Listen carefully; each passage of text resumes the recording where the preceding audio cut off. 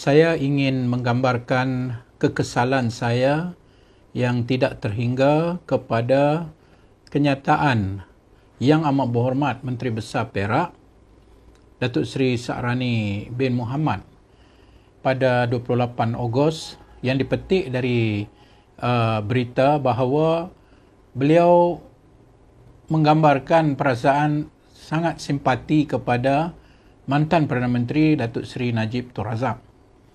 Dan dia akan menggerakkan usaha untuk mendapat petition dari kalangan ahli-ahli UMNO di Perak supaya Datuk Seri Najib mendapat pengampunan daripada Yang Pertuan Agong, dan petition itu akan dipersembahkan kepada Yang Pertuan Agong. Kekesalan saya ini adalah kerana Menteri Besar Perak itu yang juga adalah Menteri Besar pada negeri Perak seolah-olah menggambarkan bahawa kepada rakyat Perak bahawa beliau menyokong para perasuah. Dan saya juga merasa kecewa kerana beliau gagal untuk membaca fakta kes dan terlalu emosi sehingga dia tidak dapat membezakan antara fakta kes dan juga emosi beliau.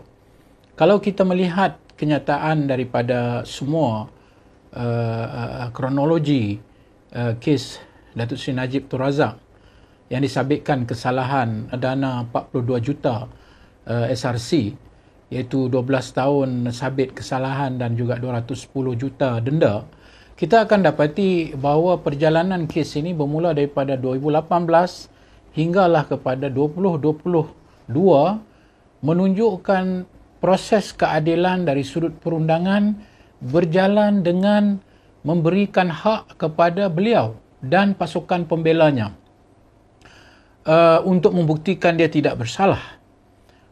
Pertama, kalau kita tengok dalam pembuktian yang awal, iaitu bermula kes ini pada 4 Julai 2018, 57 saksi pendakwa dan memakan masa 58 hari. Manakala bagi pihak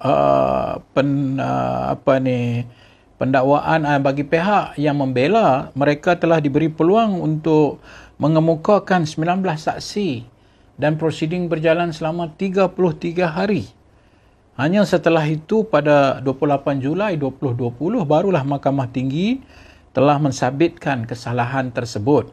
Dan pada 8 Disember 2021, Mahkamah Rayuan telah mengekalkan sabit kesalahan itu, iaitu 12 tahun dan 210 juta denda, dan Mahkamah Persekutuan pula pada 23 Ogos 2022 telah mengekalkan sabit hukuman tersebut. Jadi maknanya saya kesal kerana Menteri Besar Perak ini menyokong perkara-perkara yang melibatkan kes fakta ini, iaitu pertama pecah amanah, ada 3 kes, kemudian salah guna kuasa 1 kes, dan juga gubahan wang haram, pengubahan wang haram ataupun money laundering 3 kes, dan semua didapati bersalah.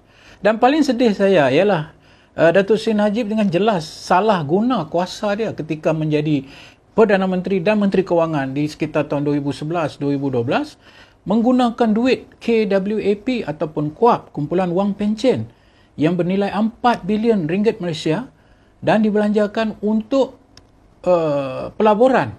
Dan akhirnya kita tahu 42 juta melalui ASRC International, anak syarikat ONMDB, dimasukkan akaun ke dalam akaun peribadi Datuk Seri Najib 42 juta. Dan duit itu langsung tidak kembali kepada rakyat. Bahkan di dalam mahkamah, kalau Datuk Seri Menteri Besar Perak ada masa untuk membaca, tengoklah duit yang dibelanjakan itu terbukti ia dikeluarkan untuk perbelanjaan peribadi. Keluar cek lebih kurang 15 cek 10 juta. Kad kredit 130,000 US dibelanjakan satu hari di butik Channel Honolulu. Dan kemudian dia ubah suai rumahnya. Dan kemudian mungkinlah dia bagilah kot sikit-sikit dekat parti ni. Tapi itu bukan duit kamu. Itu adalah duit rakyat. 42 juta.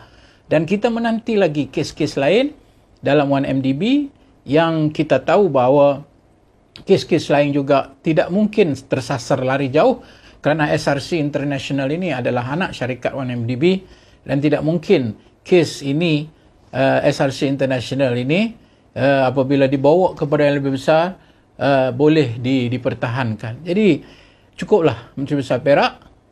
Kami rakyat Perak kesal kerana anda gagal memahami fakta kes dan anda pastinya tidak layak untuk menjadi Menteri Besar ketika anda menyokong para perasuah.